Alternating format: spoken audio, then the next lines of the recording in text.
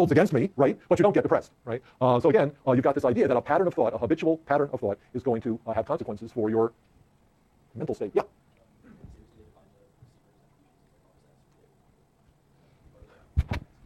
Yeah, what? Yeah. In their world, things are on a continuum. But what Abramson and Alloy find is that there are big individual differences on these kinds of things.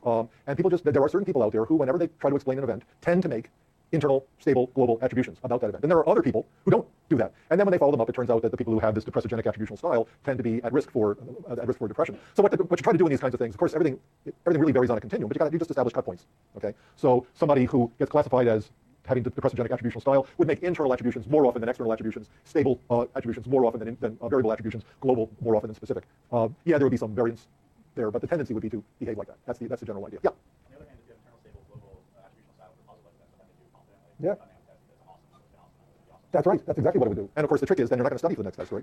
And you're going to fail, and you're going to have to say, oh, gee, maybe I'm not so awesome after all. But that's right. Okay, the idea is that there's going to be these interesting attributions that people make. Marty Seligman, who was the mentor of Abramson and Alloy, has actually argued that there's a kind of depression that people get when good things come to them for no reason at all. Okay, you know you're not responsible for these things. You're happy that it's happened, right? But people like to be responsible for the good things that happen to them. They don't like to be responsible for the bad things that happen to them. But when you make, say, external, stable, global attributions about events, well, geez, really, there's nothing I can do about any of this. Right? So that's in fact what happens here. So anyway, the point of this is that all of these things, Weiner's framework for attributions in the achievement context, MacArthur's work, and for that matter, the hopelessness theory of depression, all stem from this basic idea of a covariation calculus where people are behaving like naive scientists, trying to abstract from multiple observations of various kinds of outcomes what's causing the outcomes to occur. In the Kelly framework, is the outcome due to something about the actor, something about the target, something about the context. In the Weiner framework, is the outcome due to internal versus external factors, stable versus variable, global versus specific, and so on. Okay.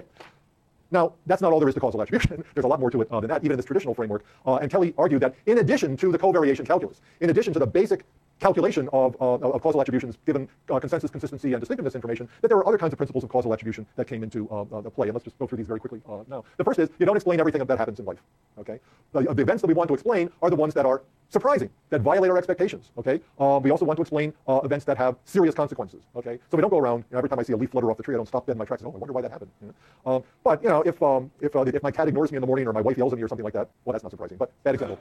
But if my cat ignores me, for example, then I say, gee, why is Fedora doing this? Maybe I didn't feed her or something like that. So we try to explain things that are surprising. Okay, our explanations tend to have what Kelly called a contiguity bias. There is a tendency to think that causes and effects are close to each other in space and time. Now, that's not necessarily the case. Okay, but we have a general view of causality that leads us to look to nearby events as explanations. Okay, why did she yell at me? Well, I did forget her birthday, or something like that. Right? I don't look in been married 25 years. I don't look back in 25 years ago for the cause. I look back to something I might have done yesterday or the day before.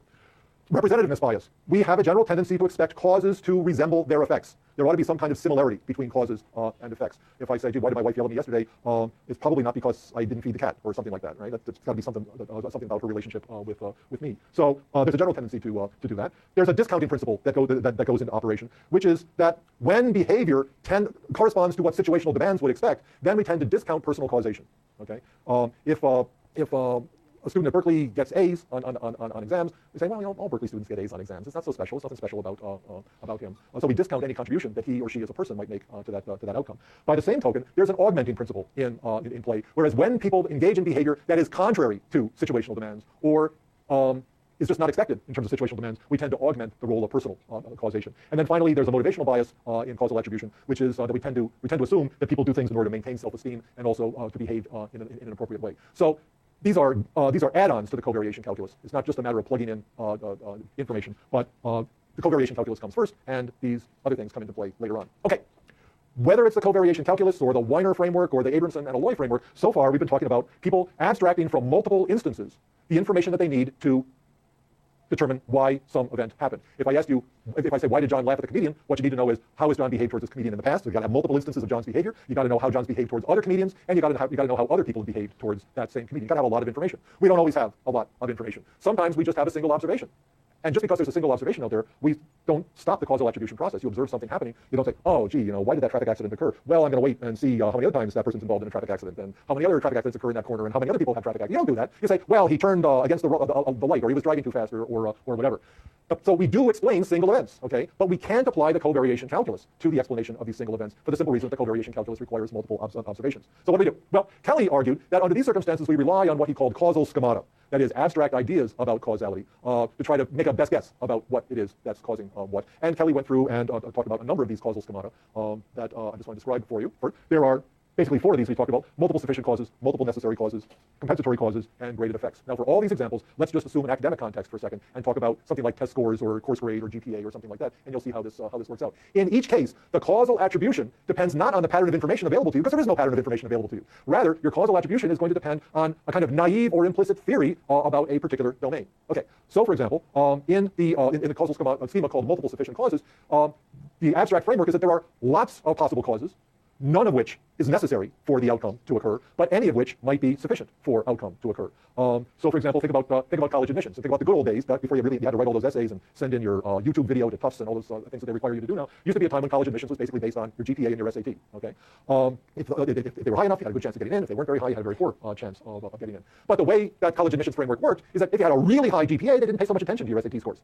And if you had a really low high school GPA, they looked at your SAT scores to see if maybe you had some potential that wasn't being actualized. Here, there are multiple sufficient causes. A high GPA is, in this system, sufficient to get into college, but it's not necessary. A high SAT score is sufficient to get you into college, but it too isn't necessary. So what happens then is that you kind of map out, if you know what a person's GPA score is and what his SAT score is, you can use this causal schema like multiple sufficient causes to explain the outcome of the college admissions process. So for example, if somebody with a high GPA but a low SAT score gets into a good college, what you do is you say, well, you know, they didn't pay attention to the SAT score, they paid attention to the GPA. That's multiple sufficient causes. The more likely result, okay, is that somebody with a very low college or the low GPA gets into a good school, and you say, well, okay, but they discounted that because he had a high SAT. Multiple sufficient causes, none of which are necessary, any one of which is sufficient. Okay, so there's a discounting principle that goes on here. It turns out that when one cause is present, people just tend not to pay attention to the other cause.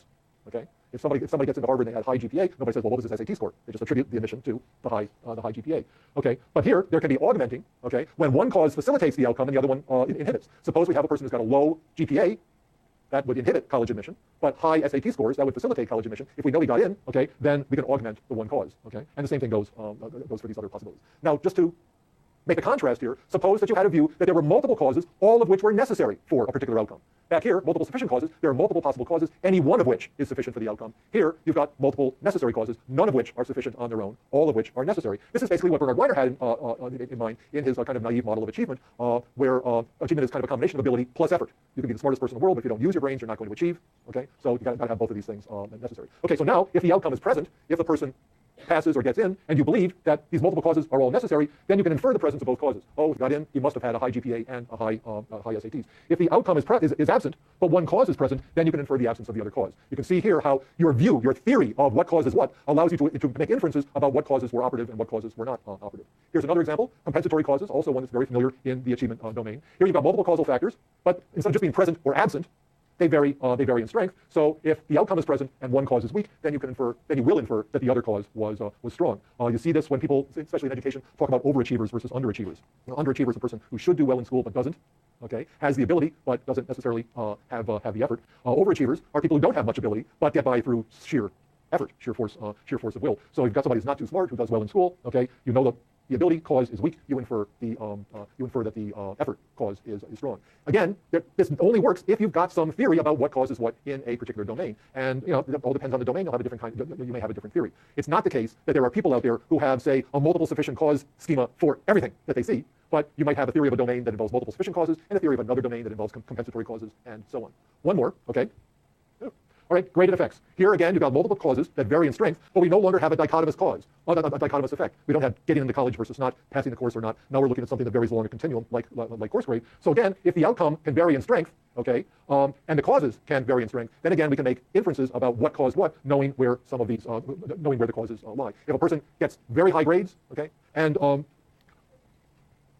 take another example. A grade of A might be sufficient. You might get that by virtue of high ability and high effort.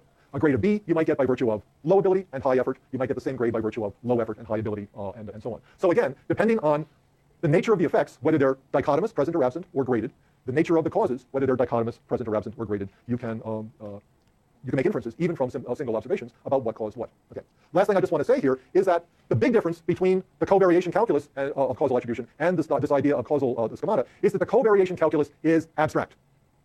The idea behind the covariation calculus is that in any domain you want, academic achievement, athletic achievement, mating achievement, hostility, aggression, anything at all, if you've got consensus, consistency, and distinctiveness information, you can plug that into the calculus and it'll tell you whether the behavior is due to the actor or the target or the context or some combination of those things. It's an abstract framework for making these kinds of judgments. But causal schemata are not abstract. Causal schemata are domain specific. Okay, you've got to have a set to use these various causal schemata. You've got to make some assumptions about not just about causes in general, but also you have to make assumptions about causes in particular. You may think that academic achievement is a product of ability and effort.